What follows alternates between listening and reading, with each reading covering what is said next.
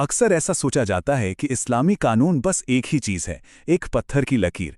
पर क्या हो अगर हम इसे एक विशाल नदी की तरह देखें, जो निकलती तो एक ही सोर्स से है, लेकिन आगे चलकर कई धाराओं में बंट जाती है। और हर धारा की अपनी एक अलग रफ्तार है, अपना एक अलग रास्ता है। तो बस यही है मुस्लिम न्याय शास्त्र की दुनिया, एक बेहद डायनामिक सिस्टम जिसे आज हम समझने की कोशिश करेंगे। तो ये कहानी शुरू कहाँ से होती है? देखिए, पैगंबर की मृत्यु के बाद एक बहुत बड़ा सवाल खड़ा हुआ। अब समुदाय का नेतृत्व कौन करेगा? और बस यहीं से कहानी ने दो मोड़ ले लिए। एक तरफ थे सुन्नी, जिनका मानना था कि नेता यानी खलीफा का चुनाव समुदाय की सहमति से होना चाहिए। वहीं दूसरी तरफ थे शिया, जिनकी आस्था थी कि नेतृत्व पैगंबर के परिवार के भीतर ही रहना चाहिए, एक दैवीय अधिकार के तौर पर, जिसे वो इमामत कहते हैं। अब इस बंटवारे को और बेहतर तरीके से समझने के लिए आइए इस न्याय शास्त्र के पेड़ को अपना गाइड बनाते हैं। इसकी जड़ तो है इस्लामी कानून, लेकिन इससे दो मुख्य शाखाएं निकलती हैं, सुन्नी और शिया। चलिए पहले सुन्नी शाखा की पड़ताल करते हैं और फिर शिया परंपरा की अलग अलग धाराओं को समझेंगे। तो चलिए सबसे पहले सुन्नी रास्ते पर चलते हैं। इस शाखा में 4 प्रमुख स्कूल ऑफ थॉट हैं, जिन्हें मजहब कहा जाता है। अब ये सभी इस्लाम के जो बेसिक सिद्धांत हैं उनको तो मानते ही हैं, लेकिन कानून की व्याख्या करने के इनके जो तरीके हैं, इनकी जो मेथोडोलॉजीज हैं, वो एक दूसरे से काफी अलग हैं। सुन्नी विचारधारा के इस स्पेक्ट्रम को समझने का सबसे अच्छा तरीका है दो विपरीत स्कूलों को देखना। एकदम एक छोर पर है हनफी स्कूल, जो कयास यानी लॉजिकल रीजनिंग पर बहुत जोर देता है, और दूसरे बिल्कुल विपरीत छोर पर है हम्बली स्कूल, जो कुरान और हदीस जैसे ग्रंथों की हूबहू एकदम शाब्दिक व्याख्या पर चलता है। और इन दो एक्सट्रीम्स के बीच में आते हैं बाकी के दो स्कूल। मलिकी स्कूल जो है वो मदीना शहर की परंपराओं और वहां के विद्वानों की आम सहमति यानी इज्मा को बहुत ज्यादा महत्व देता है। वहीं शाफी स्कूल इन सब के बीच एक तरह का बैलेंस बनाता है। वह हनफी स्कूल के तर्क और मलिकी स्कूल की परंपरा को मिलाकर एक बहुत ही सिस्टमैटिक रास्ता तैयार करता है। तो कुल मिलाकर हमारे पास 4 अलग अलग दृष्टिकोण हैं। हनफी स्कूल का तार्किक नजरिया, मलिकी स्कूल का पारंपरिक आधार, हम्बली स्कूल का एकदम शाब्दिक पालन और शफी स्कूल जो इन सब के बीच एक संतुलन बनाता है। हर स्कूल की अपनी एक अलग पहचान है, अपनी एक अलग कार्यप्रणाली है। तो ये तो थी हमारे न्याय शास्त्र के पेड़ की पहली बड़ी शाखा।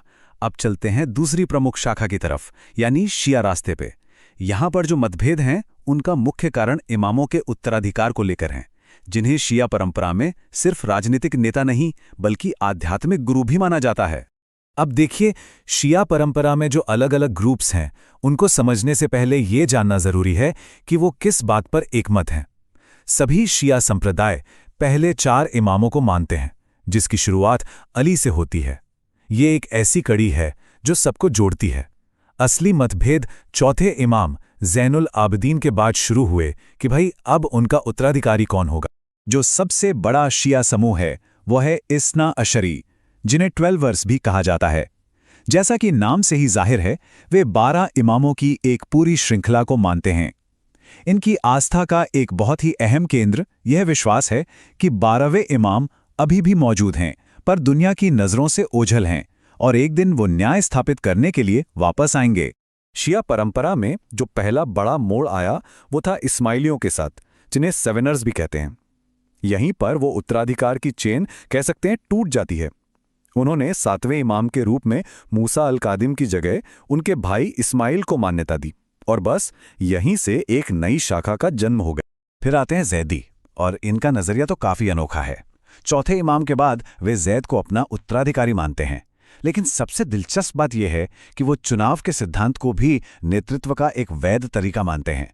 और यही एक चीज है जो उन्हें राजनीतिक तौर पर सुन्नियों के काफी करीब ले आती है और उन्हें एक अलग पहचान देती है। अच्छा, तो हमने सुन्नी और शिया दोनों रास्तों को समझ लिया है। अब जरा उन औजारों पर नजर डालते हैं, उन टूल्स पर जिनका इस्तेमाल कानून के जानकार इन कानूनी परंपराओं के अंदर करते हैं। ये एक समझे उनका एक जरूरी टूल किट है। तो एक बार फटाफट से याद कर लेते हैं, इस्लामी कानून के अंदर जो बुनियादी विभाजन है वो क्या है। एक तरफ सुन्नी खिलाफत जो चुनाव पर आधारित है, और दूसरी तरफ शिया इमामत जो वंश पर। अब देखते हैं कि इन परंपराओं के स्कॉलर्स कानून को इंटरप्रेट करने के लिए कौन कौन से वैचारिक औजारों का इस्तेमाल करते हैं। तो सबसे पहला और शायद सबसे जरूरी टूल है क़ियास। इसका सीधा सा मतलब है लॉजिकल कंपैरिजन या सादृश्य। जरा सोचिए, ग्रंथों में किसी एक चीज के बारे में तो नियम लिखा है, पर आज एक नई समस्या आ गई है जो उससे मिलती जुलती है। तो क्या करेंगे? बस क़ियास का इस्तेमाल करके विद्वान पुराने नियम के पीछे का लॉजिक पकड़ते हैं और उसे नई सिचुएशन पर लागू कर देते हैं। यही वो तरीका है जो कानून को समय के साथ रेलेवेंट बनाए रखता है। अगला टूल है इज्मा, मतलब विद्वानों की आम राय या सर्वसम्मति। और ये एक बहुत ही पावरफुल आइडिया है। जब किसी कानूनी सवाल पर उस दौर के लगभग सारे बड़े बड़े इस्लामिक विद्वान एक ही बात पर सहमत हो जाएं, तो उनकी वो सहमति ही अपने आप में कानून का एक सोर्स बन जाती है। ये एक तरह से समुदाय की सामूहिक बुद्धिमत्ता का प्रतीक है। और आखिर में आता है इस्तेहसान, जिसे हम न्यायिक विवेक या जूरिस्ट की सूझबूझ भी कह सकते हैं। ये खास तौर पे हनफी स्कूल में इस्तेमाल होता है। इसका मकसद बड़ा सीधा है, ये देखना कि कानून को अक्षरशः लागू करने से कहीं नाइंसाफी तो नहीं हो रही। अगर किसी नियम को जस का तस लागू करने से कोई गलत नतीजा निकल रहा हो, तो इस्तेहसान एक नए वेद को निष्पक्षता के लिए एक बेहतर विकल्प चुनने की इजाज़त देता है। तो कुल मिला के बात यह है कि इस राजनीतिक विभाजन को, यानी खलीफा और इमामत के फ़र्क को, और इन कानूनी औज़ारों जैसे क़ियास, इज्मा और इस्तेहसान को समझना, यही वो चाबी है जिससे मुस्लिम कानून के इतने बड़े और कॉम्प्लेक्स लैंडस्केप को नेविगेट किया जा सकता है। और ये सारी बातें हमें आज एक बहुत बड़े सवाल के सामने लाके खड़ा कर देती हैं।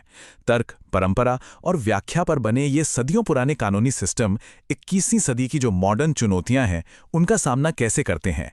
ये वो सवाल है जो आज भी इन परंपराओं को जिंदा और प्रासंगिक बनाए हुए है।